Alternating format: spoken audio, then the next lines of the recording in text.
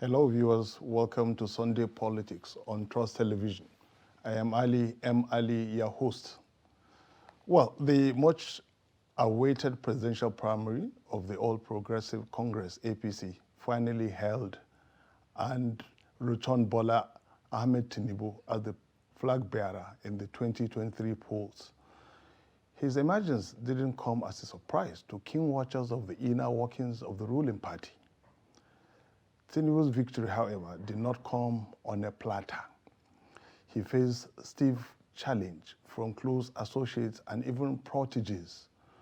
Notable among them were sitting number 2 and number 3 citizens in the national pecking order.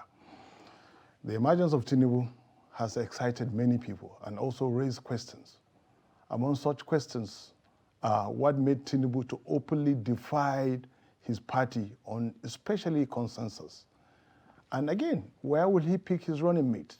Considering the idea of, Muslim ticket is already a no-no to some people. And how is he going to work with the leadership of his party? These are some of the questions the program would attempt to answer with my guest today, Dr. Hussaini Abdu. A public intellectual, development and humanitarian specialist, activist and also leader. He's also a political scientist and the country director of CARE. You are welcome to the program. Thank you very much for having me. Thanks for having me. Yes, before we proceed, we take a quick break. And when we return, we go into the business of the day proper. Don't go away.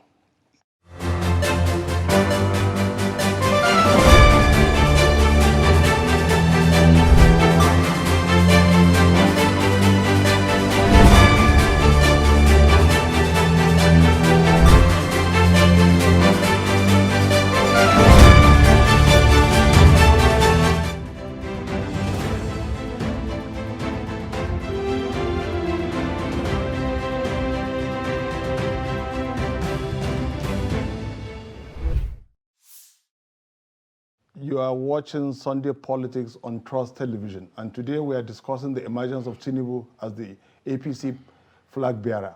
Seated in the studio is Dr. Hussaini Abdu. Tinubu defied the consensus option of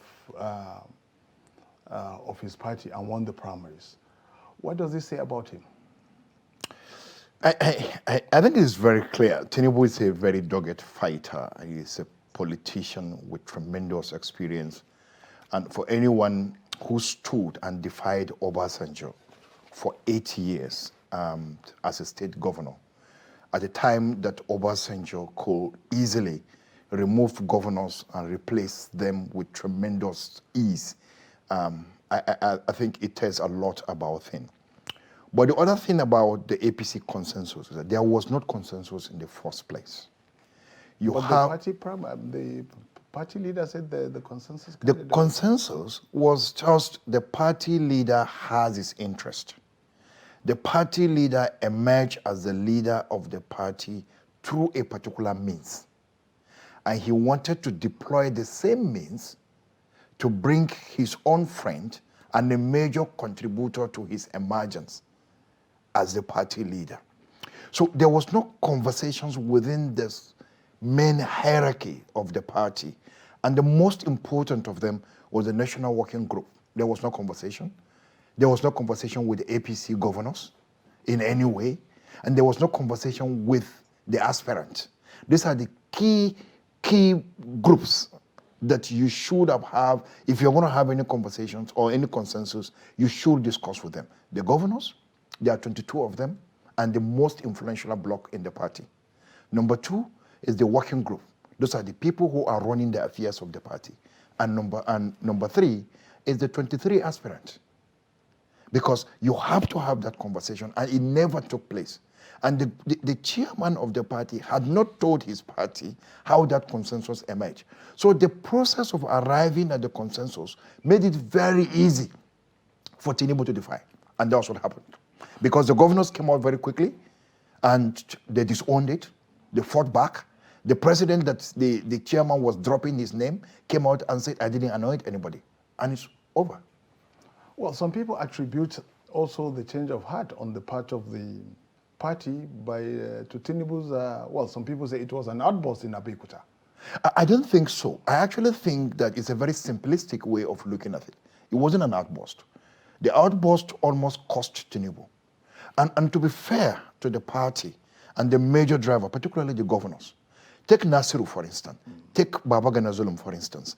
These people have been consistently, since last year, been saying that power should shift to the south. They've been very consistent. And Zulum have been a consistent supporter of Tinubu because of the relationship between Tinubu and his principal, Shetima. So you have Abdullah Saleh in Nasarawa. So a number of these governors have ab initio made up their mind that it should go to the south.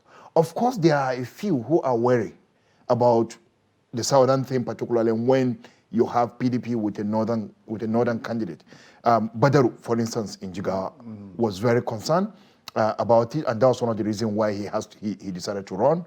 Number two is the chairman of the APC Governors Forum himself, the governor of Kebbi State. He was also very concerned about the possibility of it.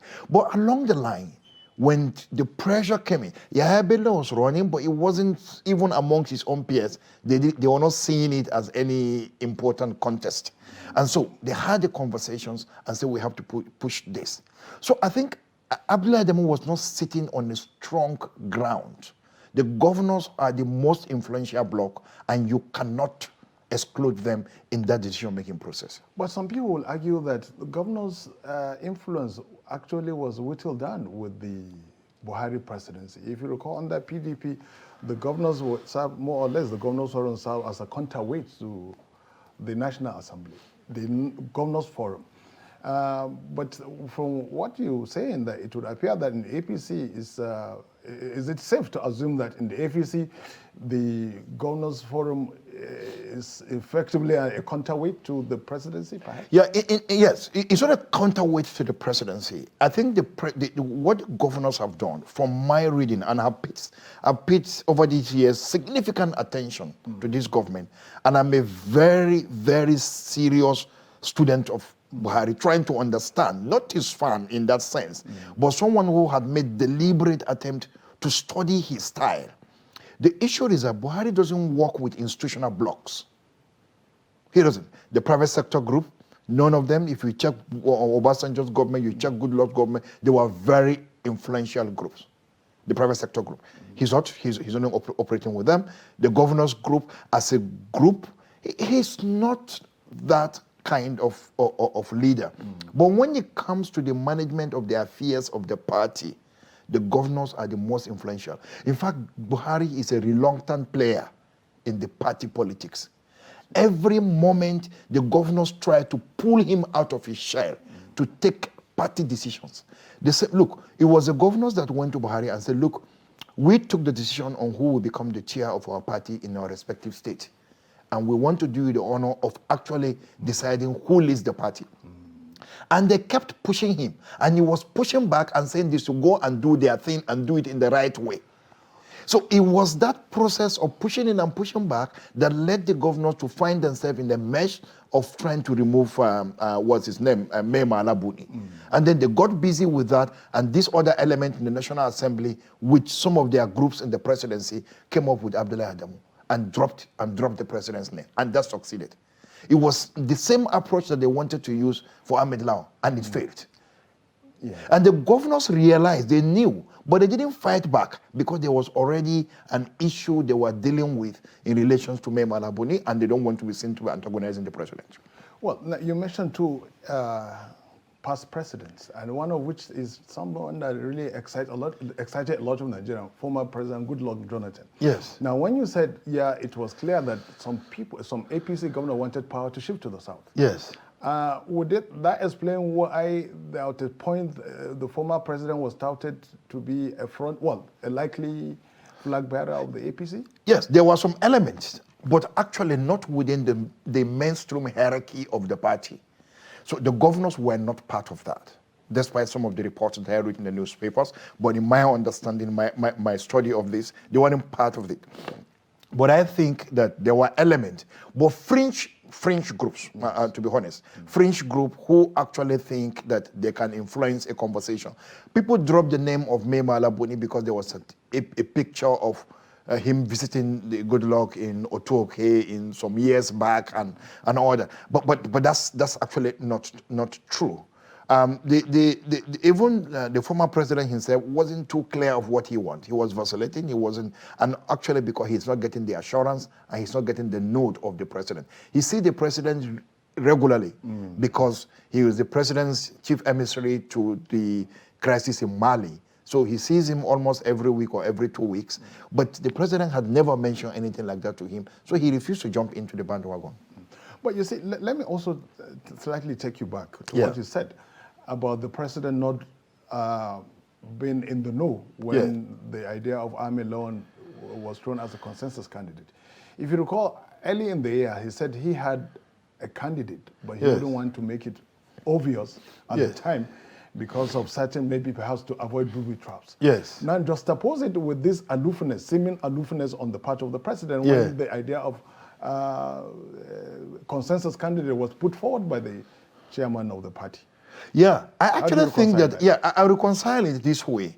I really think that sometimes the media does not really understand the sociological background of the president and the nature of his language, particularly when he's speaking off the cuff. You have to locate it within that general sociological formation of his generation. Look, this man said, who is your candidate? It's like saying, even if I have the candidate, I'm not going to say it because this is going to happen to the candidate. But the media is always looking for a headline, the one that makes sense. But Ahmed Lawan is not. I wouldn't say that the president is not aware. I would rather say that the president was presented with something that he was not involved in. It's like the party chairman going to the president to say, oh, we have discussed this, and then we've agreed that this person. And the president, okay, if you have discussed it, fine.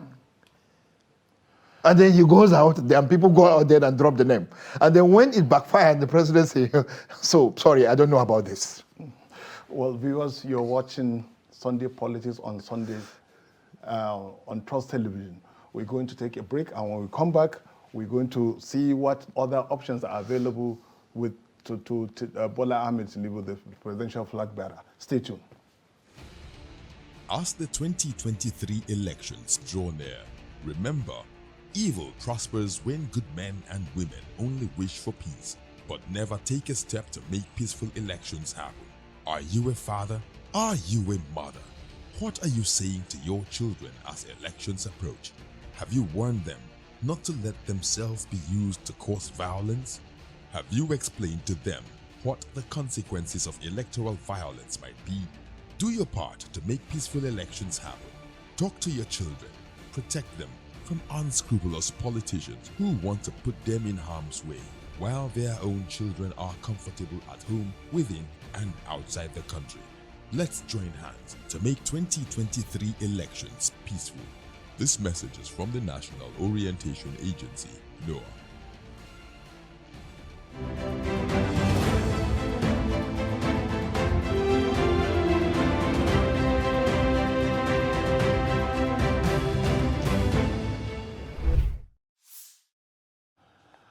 Welcome back. In case you are just tuning in, you are watching Sunday Politics on Trust Television. And our guest is Dr. Hussein Abdu, a public intellectual and the country director of CARE. We have been discussing the emergence of Bola Ahmed Tinubu as the flag bearer of the APC in the 2023 elections. Now, Doctor, you've said quite a number of things, but looking at it now and the kind of person Bola Ahmed Tinubu is, now he has to work with clearly a leadership of the party that is, well, if you like, not actually friendly to him. Now, how do you think he's going to work around maybe a party leadership that is, well, not hostile, but not certainly not receptive? What are his options? I think it's a crisis, the party leader, not actually the leadership.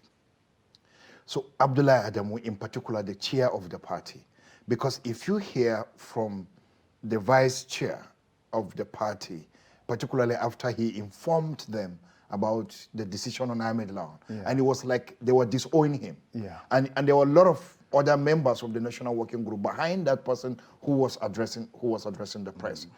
Abdullahi Yamu is actually a ruthless leader, and if you try to understand his leadership of Nasarawa State, and that hasn't changed him anyway. He was former an MP and person. So but by Well, his are you trying to actually to sketch his background so that people can understand where he's coming from? Yes, that's what I was trying to do, so that you understand where he's coming from.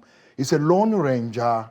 He can be very ruthless, even within the parliament. If you check the first 4 years and under Bukola Saraki's leadership, he was almost the only voice that was standing probably in defense of Buhari, which actually counted for his emergence and Buhari's ultimate sympathy that actually brought him into this.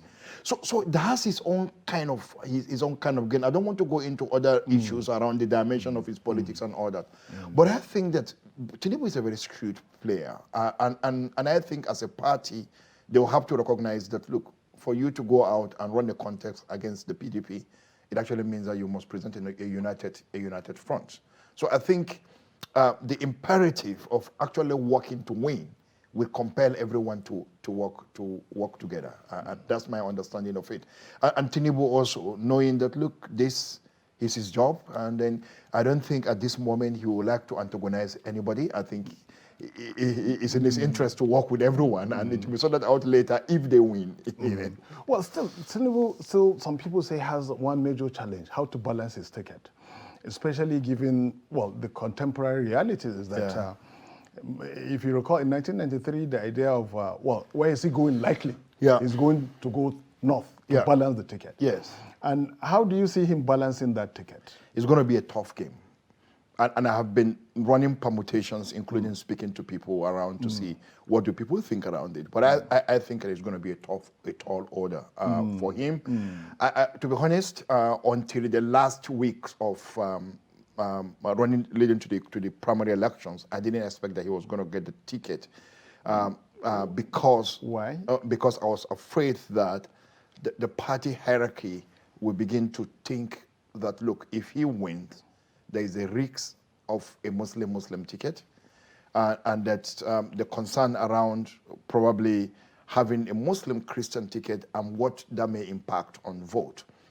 Because that was the popular conversations. And many of us, even though people's simplistic narrative that, Abiola did that. Yes. But those of us who were in that, to make that point. those of us who were in that and were involved and studied what was going on there, it was tough. It wasn't easy for Abiola. There were a lot of people who showed interest. Khan issued a statement and said it's not possible. And people should go back. People like Jerry Ghana, Pascal Bafiao, those were the people who were running to get, and the likes of Jonathan Zengina. All of them wanted to be Abiola's running mate. And religion became a big factor. But along the line, he picked it. But the context is different, even at that time. And how different is it? The difference number one, it was an election under military rule. I see. And then, it was an election under military rule, and a lot of things were put under control. So it was a limited space. The space for politics was relatively limited. But this space is not as limited as what you have in 1993. So I want to see how Tinubu will do it. But I don't really believe that people just simply vote on the basis of religion. I actually think a lot of things will count, and I look forward. I think what people need to do is, look, this country, whatever it is, we must integrate, we must work together, we must respect each other, we must appreciate the differences in our religion, in our ethnicity, and all those things. But politicians' permutations is most time what escalates some of these things. And I'm looking forward to see how Tinubu is going to manage this.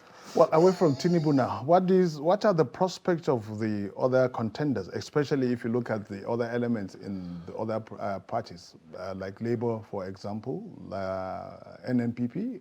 Do you see the possibility of a third force, perhaps? No, there is no third force. Absolutely no third force.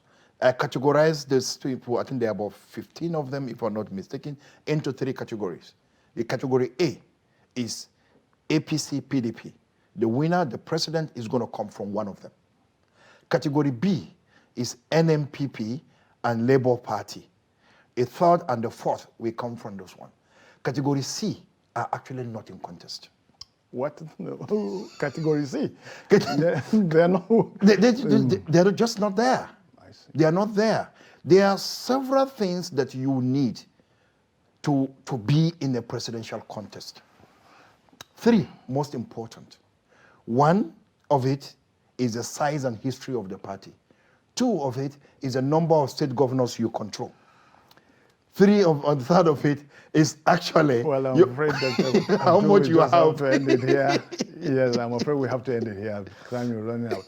Thank you for having the time to grace our studios. We wish to, next time when we invite you, you will be here. Thank you very much. Viewers, we'll come to the end of today's program. See you another time. Goodbye.